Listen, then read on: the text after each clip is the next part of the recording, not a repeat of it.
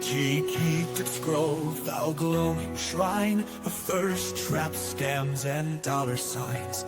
We chant in tones both grim and low, for virtue fled a long time ago. Kyrie eleison, Christe descendat, final form Jesus return in wrath. With six-pack glistening, sword in hand, he cometh swift to cleanse the land. Well, now, in an odd perspective, I have to hide this particular story from my youngest, most feral, so he won't demand that I buy the radioactive shrimp so he can become an X-Man, because he loves shrimp and he would like to have superpowers. This is actually not a joke, you guys. Youngest, most feral would, in fact, eat radioactive shrimp. Look, I try to be a good mama. It just happens once in a while. But yeah, we got radioactive shrimps.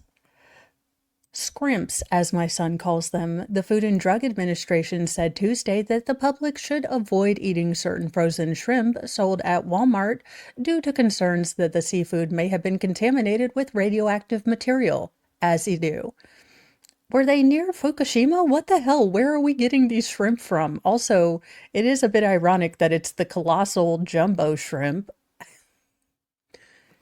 Okie dokie. Now, health officials said in a news release that investigative reports of cesium-137 contamination in shipping containers and frozen shrimp products that were processed by an Indonesian company, BT Barari Makmur Shajat of Indonesia, also known as BMS. You couldn't have put BMS Foods in the front? Oh, NBC News. Now, some of the raw frozen shrimp products were processed by the Indonesian company and sold at Walmarts in Alabama, Arkansas, Florida, Georgia, Kentucky, Louisiana, Missouri, Mississippi, Ohio, Oklahoma, Pennsylvania, Texas, and West Virginia, according to the FDA. Now, among the products that are, affected, it includes Walmart's Great Value brand frozen shrimp. Now, if you've purchased any raw frozen shrimp from Walmart that matches this description, throw it away right now. Do not eat or serve the product. Health officials have advised people to talk to their healthcare providers if they think they might have been exposed to, the contaminant. Now, Walmart or BMS Foods did not immediately return requests for comments. Now, cesium-137 is a radioactive form of cesium, a soft, flexible silver-white metal that becomes liquid near room temperature. Now, it's used in medical devices and gauges, according to the EPA. Now, repeat exposure to low doses of CS-137 can increase risks of the big C.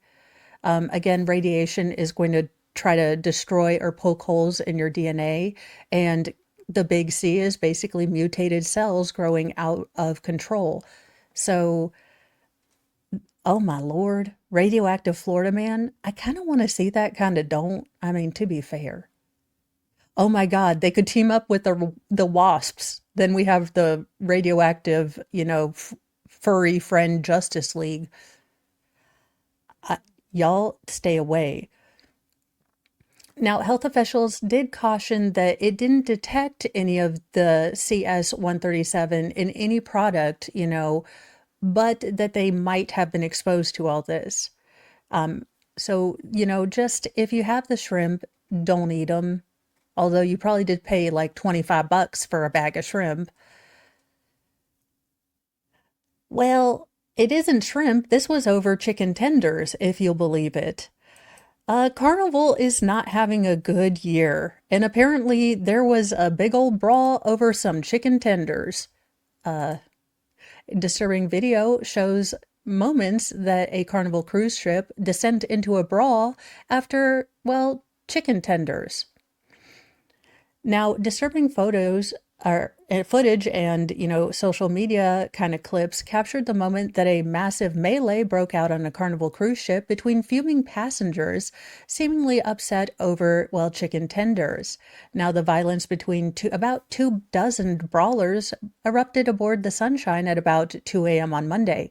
Look, nothing good ever happens after midnight, or really good stuff happens after midnight. There is no in between. Now, it was the last day of the voyage, and the ship was headed back to Miami, according to a passenger who was filming the mayhem. Where the F is security? One bystander could be heard yelling in the footage as passengers trade blows and slam each other to the ground.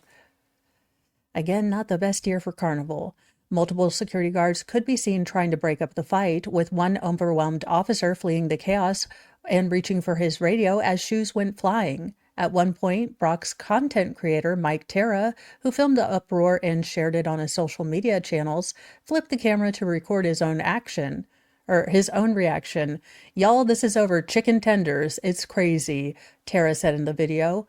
The avid cruiser later responded to intrigued commenters, calling the ruckus an isolated incident that escalated over more than just food around 2 a.m. after the ship set sail from Miami. Now, when reached by the Post on Wednesday, Tara admitted, "We weren't close enough to know why the fight really started. We just knew they were in the line for food." Now, Tara captioned his video, "I always hear Carnival is ratchet and ghetto. I've been cruising for years, but this is my first time seeing some action on a ship while I was, I was there." Now, it does remain unclear. It might not have been chicken tenders. It might have been nuggets. It might have been wings. We don't know. Carnival did not immediately respond to the Post's request for comments. I'm okay not going on a cruise now. I'm kind of okay.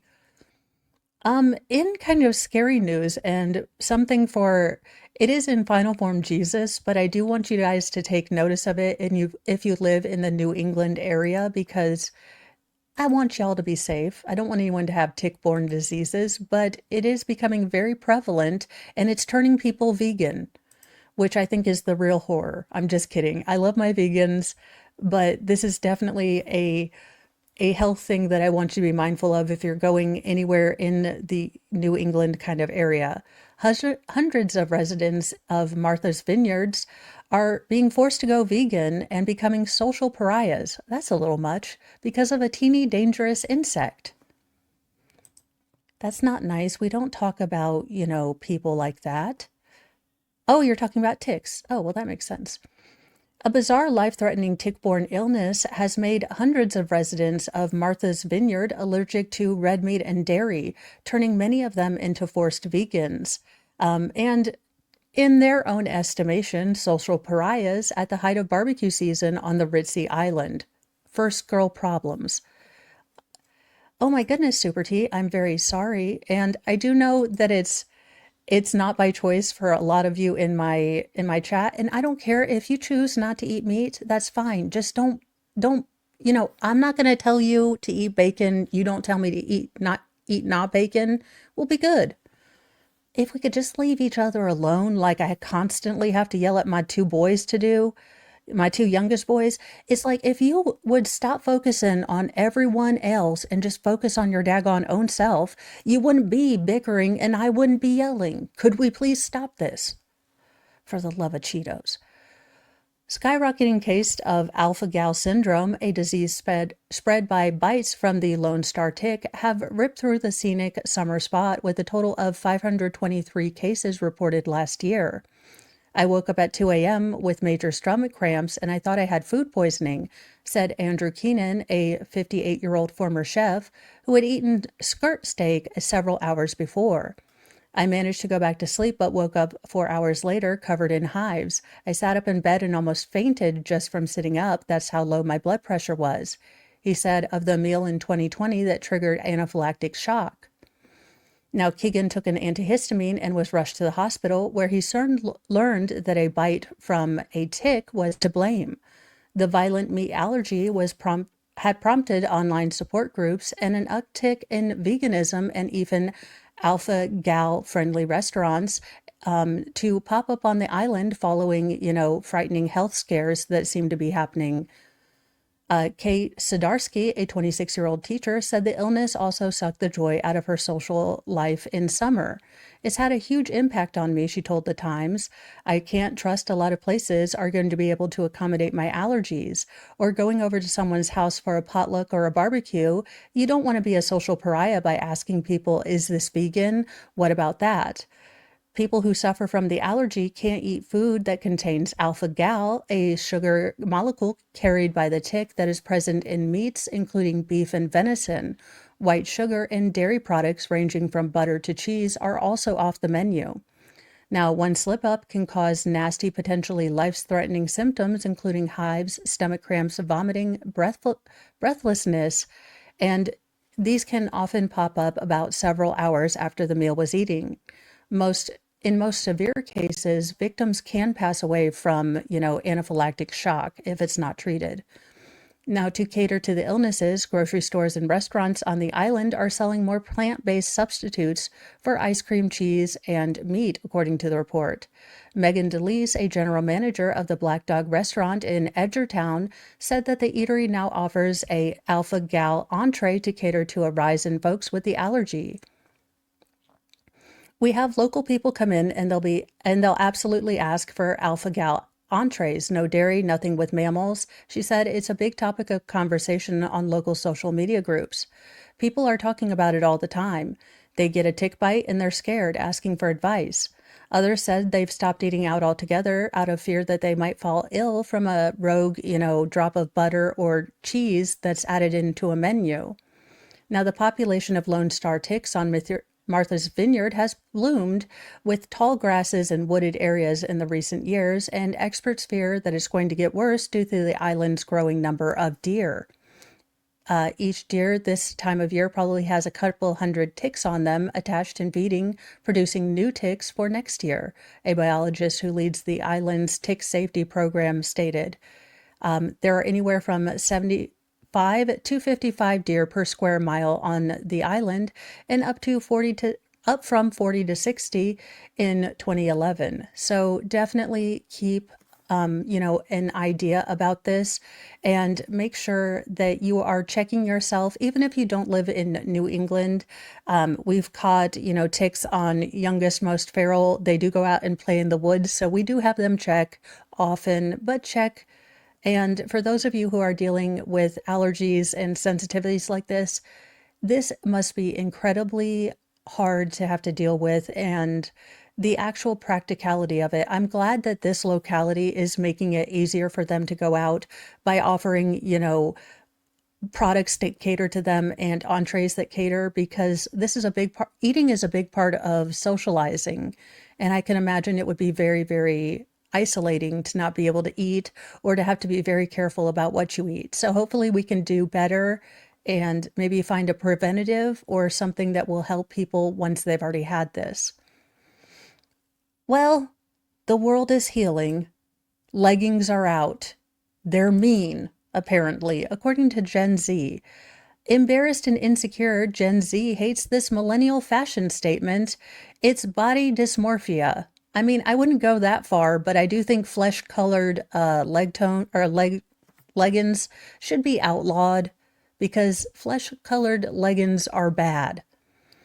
Well, Gen Z is telling us that we must get rid of our leggings. After reigning as the choice activewear for 20-somethings, 20, years old, they've officially declared the, athleisure legging dead. Rather than breaking a sweat in skin-tight leggings, gym rats that are Gen Zers are now preferring a loose, baggy sweatpant. Yes, I just had to buy a pair of these for my daughter. Rather than the legging. So if you want to be hip and cool, because I know that's the most important thing to most of us, get yourself some sweatpants. I don't know why. I'm kind of good with it because, again, comfy is my kind of jam. So I might actually, these are loose enough, I might actually be able to wear pants once in a while. I find nothing wrong with this other than the fact that I have to buy more clothes. So I'm okay with this. Again, I already had my traumatic breakup with my leggings when I got hurt about 3 or 4 years ago. So if you're going to have, kind of a sadness, grieve, I wouldn't I wouldn't recommend trying to do a Viking funeral in your HOA's pond, which I did, but you would think that they would understand my need to grieve. That being said, apparently flaming arrows are alarming. It's disrespectful. I'm just kidding. I didn't do that, but I wish I did. Mr. Mo wouldn't let me buy the bow and arrow. To be fair, probably one of his better ideas, given me having a bow and arrow is probably not the best idea for humanity in the first place. That being said, now it's going to seem weird when I give you this intro, but we have Lord Chippy, and I think we might be moving in the right direction. I think the universe might be healing.